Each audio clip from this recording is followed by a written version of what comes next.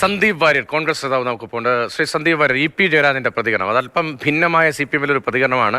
ഒരു പാട്ട് കൊണ്ട് കലങ്ങിപ്പോകുന്നതല്ല ഞങ്ങളുടെ രാഷ്ട്രീയം. ആ ഉത്തമ ബോധ്യം അദ്ദേഹത്തിനുണ്ട്. പക്ഷേ പൂറ്റേക്കറ്റി എന്ന പാർട്ടി ഗാനത്തിൽ CPM തെരഞ്ഞെടുപ്പ് കമ്മീഷന് പരാതി നൽകുന്നു എന്ന് പറയുമ്പോൾ അതിന് ഏത് നിലയിൽ കാണണം? ഇന്ന് ശബരിമല ശ്രീധർമ്മശാസ്താവിന് ഭക്തർ സമർപ്പിച്ച സ്വർണം മോഷ്ടിച്ചെടുത്തത് കട്ടെടുത്തത് CPM നേതാക്കന്മാരാണെന്നുള്ളത് അന്വേഷിച്ച് കണ്ടെത്തിയത് അവരുടെ തന്നെ ആഭ്യന്തര വകുപ്പിന് കീഴിലുള്ള ഉദ്യോഗസ്ഥർ ബഹുമാനപ്പെട്ട ഹൈക്കോടതിയുടെ മേൽനോട്ടത്തിൽ നടത്തിയ അന്വേഷണത്തിലാണ്.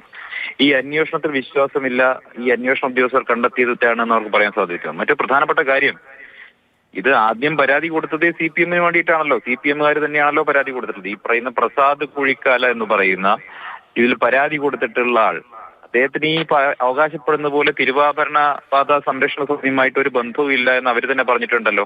അദ്ദേഹത്തിനെതിരെ അവർ തന്നെ വക്കീൽ നോട്ടീസ് അയച്ചതിന്റെ ശ്രീകുമാരവർമ്മ അയച്ച വക്കീൽ നോട്ടീസ് അടക്കമുള്ള കാര്യങ്ങൾ എന്റെ കൈവശം ഇരിക്കുന്നുണ്ട്. മാത്രമല്ല, ഇദ്ദേഹത്തിന്റെ സഹോദരൻ കഴിഞ്ഞ ഈ തദ്ദേശ സ്വയംഭരണ തെരഞ്ഞെടുപ്പിൽ റാന്നിയിൽ മന്ദിരം വാർഡിൽ അവിടെ സ്ഥാനാർത്ഥിയായിരുന്നു. 12ാം വാർഡ് മന്ദിരത്തിൽ CPM സ്ഥാനാർത്ഥിയായിരുന്നല്ലോ.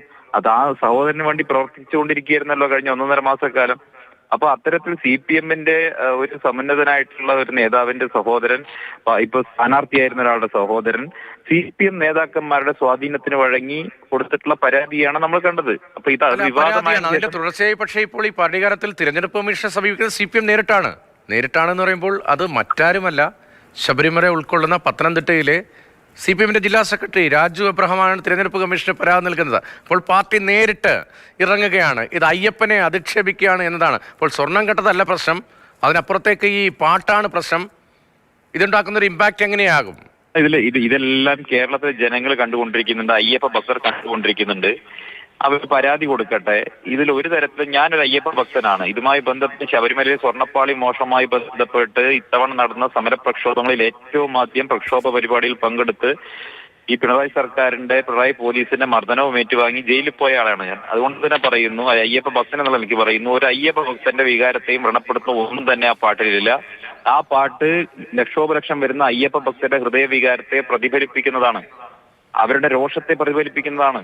അവരുടെ എല്ലാമായിട്ടുള്ള ശ്രീധർമ്മശാസ്താവിന് സമർപ്പിക്കപ്പെട്ട സ്വർണം പോലും മോഷ്ടിച്ചെടുത്ത മോഷ്ടാക്കെതിരെയുള്ള അവരുടെ വികാരമാണ് ആ പാട്ടുള്ളത്. അതിൽ എന്ത് നുണയാണ് അതിലുള്ളത്? നിങ്ങൾ അതിലെ വരികളെടുത്ത് പരിശോധിച്ചോളൂ. അതിലെന്താ നുണയുള്ളത്? സ്വർണം കെട്ടത് ആരപ്പ, സഖാക്കളാണ് അയ്യപ്പ എന്ന് പറഞ്ഞാൽ എന്താ തെറ്റുള്ളത്? അയ്യപ്പനോട് എഴുത്തുകാരൻ പറയുകയാണ്, നിന്റെ സ്വർണം കെട്ടെടുത്ത് സഖാക്കളാണ് എന്ന് ഒരു കവിക്ക് പറയാൻ അവകാശമില്ലേ? ആവിഷ്കാര സ്വാതന്ത്ര്യമില്ലേ? ശാസ്താവിന്റെ മുതൽ കെട്ടെടുത്ത് സഖാക്കളാണ് എന്ന് പറയുന്നതിൽ എന്തെങ്കിലും വസ്തുതാവിരുദ്ധമായിട്ട് എന്തെങ്കിലും കാര്യമുണ്ടോ? അങ്ങനെ കവിക്ക് പറയാൻ ഈ നാട്ടിൽ ആവിഷ്കാര സ്വാതന്ത്ര്യമില്ലേ? എത്രയും ഒരു പാട്ട് എങ്ങനെ എഴുതണം എന്നുള്ളത് ഡിക്റ്റേറ്റ് ചെയ്യാൻ CPM എന്താ അധികാരമുള്ളത്? ആവിഷ്കാര സ്വാതന്ത്ര്യം അനുവദിക്കപ്പെട്ടിട്ടുള്ള, ഭരണഘടനാപരമായി അനുവദിക്കപ്പെട്ടുള്ള നാട്ടിലാണ് നമ്മൾ ജീവിക്കുന്നത്. അങ്ങനെ ഒരു പാട്ട് എഴുതിയതിന്റെ പേരിൽ ഒരാളെ പിടിച്ച് കേസിൽ പ്രതിയാക്കാനൊന്നും ഈ നാട്ടിൽ ഒരു വകുപ്പുമില്ല. ഒരു തരത്തിലുള്ള മതവിശ്വാസത്തെയും വ്രണപ്പെടുത്തുന്ന ഒന്നും അതിലെ CPM ഇതിനകത്ത് ഒരു വർഗീയ നിലപാട് കണ്ടെത്തുന്ന, ഒരു വർഗീയതയ്ക്കുള്ള സ്കോപ്പ് ഉണ്ടെന്ന് നോക്കുകയാണ്.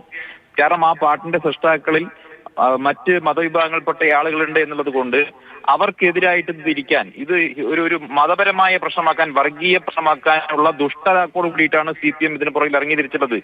ഇത് വളരെ പ്രധാനപ്പെട്ട ഒരു പോയിന്റുമാണ്. അങ്ങനെ ഒരു ദുഷ്ടലാക്കുണ്ടോ? തിരഞ്ഞെടുപ്പിന്റെ തുടർച്ചയായി വീണ്ടും വർഗീയ ധ്രുവീകരണം ലക്ഷ്യമിടുന്നുണ്ടോ? ഇപ്പോൾ അടവ് നയമെന്നും മറ്റു ചില നിശബ്ദമായ ചില നയങ്ങൾ തിരഞ്ഞെടുപ്പിലെ അജണ്ട എന്ന പേരിലുമൊക്കെ നടപ്പാക്കുന്നതൊക്കെ പലപ്പോഴും കണ്ടുകൊണ്ട് ചർച്ച ചെയ്യപ്പെട്ടുണ്ട്.